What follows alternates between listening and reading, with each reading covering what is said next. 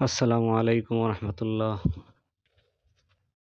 আজ আলোচনা করব আরেকটি খুবই গুরুত্বপূর্ণ বিষয় নিয়ে।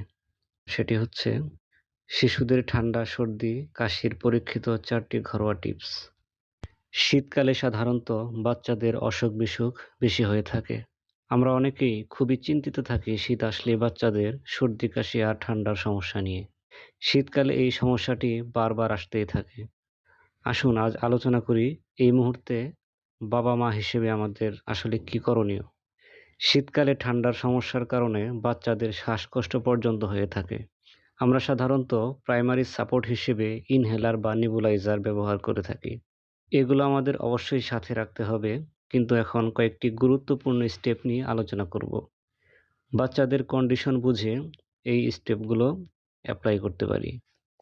প্রথম স্টেপ, বাচ্চাদের ঠান্ডা লাগলে আমরা খুবই বিচলিত না হয়ে প্রথমে 2টা দিন হোম রেমেডির মাধ্যমে অবজারভেশন করতে পারি।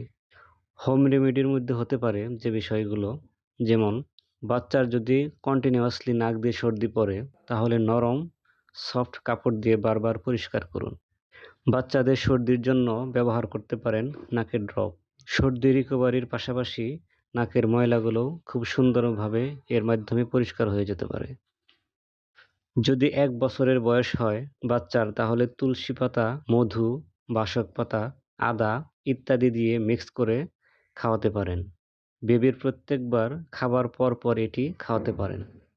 যদি বেবির খাবার খাওয়ার মধ্যে ব্যথা অনুভব করে, তাহলে আগে দেখবেন তার টনসিল প্রবলেম আছে কিনা। এই মুহূর্তে দিতে পারেন কাঁচা পেঁয়াজের রস।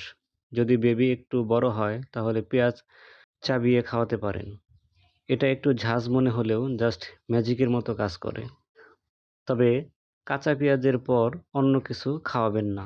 সর্দি, কাশি আর অ্যালার্জি সাধারণত এগুলো পরস্পর সম্পৃক্ত, একটি আরেকটির সাথে কানেক্টেড। কিছু খাবার আছে যেগুলো এই প্রবলেমকে আরো অনেক গুণে বাড়িয়ে তোলে। যেমন ডিমের সাদা অংশ, বাদাম, চিংড়ি মাছ। এই সময়গুলোতে আরো অ্যাভয়েড করতে হবে এই জিনিসগুলো। যেমন কলা, সাগু।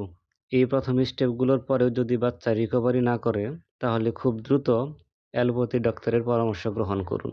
কারণ হতে পারে আপনার বেবির বডিতে বা লাঞ্চে কোনো ইনফেকশন। এগুলোর উপর নির্ভর করে ডক্টর আপনাকে আপনার বেবির জন্য অ্যান্টিবায়োটিক দিতে পারেন, ইনফেকশনের মেডিসিন দিতে পারেন, ইনহেলার বা নেবুলাইজারের প্রেসক্রাইবও করতে পারেন। তবে একটি কথা অবশ্যই মনে রাখবেন, ডক্টর যে মেডিসিন দিচ্ছেন সেই মেডিসিনের সম্পূর্ণ কোর্স আপনাকে শেষ করতে হবে। এরপরেও হয়তো আপনার বেবির ঠান্ডা সমস্যা রিকভারি হয়েছে, কিন্তু কিছুদিন পর আবারও সেই প্রবলেম ফেস করতেছেন। এই পর্যায়ে আবারও কিছু ঘরোয়া টিপস অ্যাপ্লাই করতে পারেন। যেমন দিনের 3টি সময়ে সরিষার তেল গরম করে মালিশ করতে পারেন। এই সময়ে কন্টিনিউ করতে পারেন সেই মধু, আদা, তুলসী, বাসক পাতার রস। 3 নম্বর স্টেপে করতে পারেন গরুর গরম দুধের সাথে কাঁচা হলুদ দিয়ে জাল করে ফুটিয়ে সেই দুধ বাচ্চাকে খাওয়াতে পারেন। তবে এটি রোজ সন্ধ্যাবেলা থেকে শুরু করতে হবে। সর্বশেষ যে উপায়টি ফলো করতে পারেন সেটা হচ্ছে বাচ্চাকে পেয়ারা বা লেবু খাওয়াতে খাবারের সাথেও মিশিয়ে খেতে পারেন। এটি খাবারের সাথে মিশিয়েও খাওয়াতে পারেন। পেয়ারা লেবুতে আছে ভিটামিন সি, যা আপনার বেবির ইমিউনিটিকে অনেক বেশি গুণে বাড়িয়ে তুলতে সাহায্য করে। এছাড়াও বাচ্চাদের ধুলো, ময়লা থেকে সবসময় দূরে রাখতে হবে, কারণ এগুলো সারা শরীরে অ্যালার্জি সম্ভাবনা করে দিতে পারে।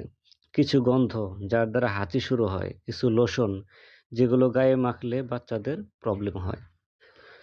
কোনো বাচ্চার কোল্ড অ্যালার্জি থাকে, এর থেকে রক্ষা পেতে বাচ্চাকে ঠান্ডা থেকে দূরে রাখুন। বাচ্চার থাকার জায়গা, বাচ্চার খাবার পানি, রুমের টেম্পারেচার সবকিছু একটু গরমের মধ্যে রাখলে সবচেয়ে বেটার।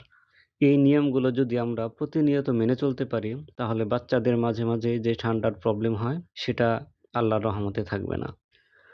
আবার চতুর্থ স্টেপ হলো, আপনি কোনো এক্সপার্ট হোমিও ডাক্তারের সাথে পরামর্শ গ্রহণ করতে পারেন। সে আপনার সবকিছু গভীরভাবে অ্যানালাইসিস করতে পারেন। যেমন মায়ের কি রোগ আছে, বাবার কি সমস্যা আছে, বংশ পরস্পর এর মধ্যে কোন কমন রোগগুলো রয়েছে। এই সবকিছুর উপর নির্ভর করে সে আপনার বেবির জন্য লং টাইম ট্রিটমেন্ট করে থাকবেন। আমরা বাচ্চাদের সুস্থতার জন্য এই স্টেপগুলো ফলো করতে পারি। যেই স্টেপে এই বাচ্চা সুস্থ হয়ে যায়, আমরা সেই স্টেপেই সেটাকে ট্রিটমেন্ট শেষ করতে পারি।